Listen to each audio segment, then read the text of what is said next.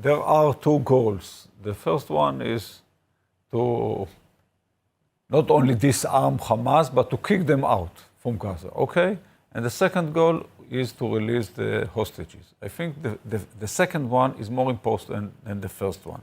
And I think there is a contradiction between them, because not likely that Hamas will agree to release hostages if they know that then you kick them out from Gaza. So you have to, and I'm not saying this is a very difficult decision, but I prefer to see people coming back home. I mean, do you agree with the hostage families that going further sacrifice the hostages, or is it in fact the opposite, that if we go in, maybe we can rescue them? I could think like that 22 months ago, but I see what are the results of this military operation in the last Well, there were years. 251 hostages when we started. Most of them in a deal, not because of using of the army. Second, you mentioned the number of armed terrorists. According to the IDF, there were 40,000 Hamas armed terrorists in the beginning of the war.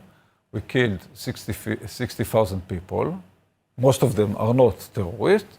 And now, according to the IDF, there are still 40,000 armed Hamas terrorists. So what have we done all these 2 years?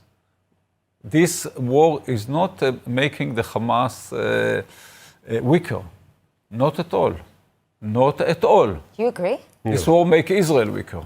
We cannot be surprised that when you use power, they use power in a violent and criminal way. So we have to deal with that. We must have an agreement. And my colleague, Mark Regev, said that in 67 it was blitzkrieg, theoretically. But what did we get out of this winning of 67? We got 2 wars with Egypt. One was war with Syria. 2 wars in Lebanon. We got the first terror attacks of Palestinians in Israel, missiles to Israel in 69, and the kidnapping of airplanes, and the first and second Intifada and October 7.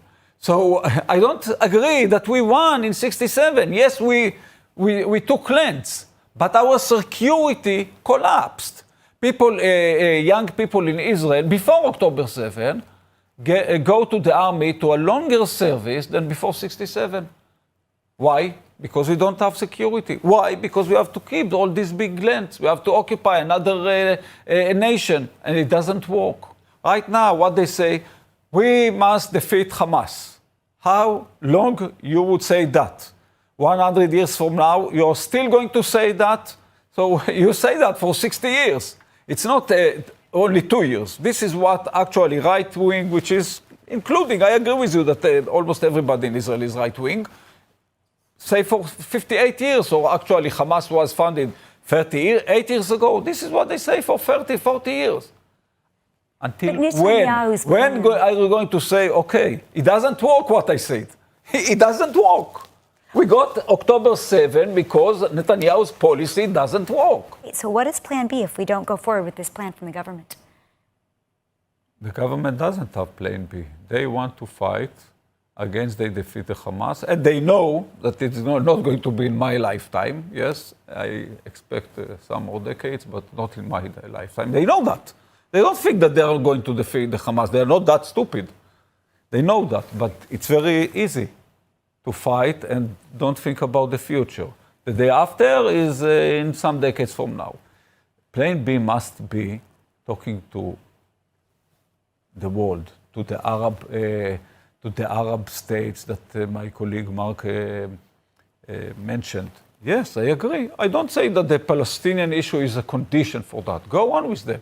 But they say, some of them say, maybe not even all of them, but they say, they just had their declaration a week ago, and they say that they support demilitarization of Hamas. They have the Egyptian plane for Gaza. They have the Arab League Peace Initiative. After 23 years that Israel is ignoring the fact that 22 states surrounded us, initiated this initiative and approved that or reapproved 24 times. Nobody in Israel even know about that. give lectures to young people. They never heard about that because they don't have to know about the reality. If they know about the reality, they will not go to fight in Gaza.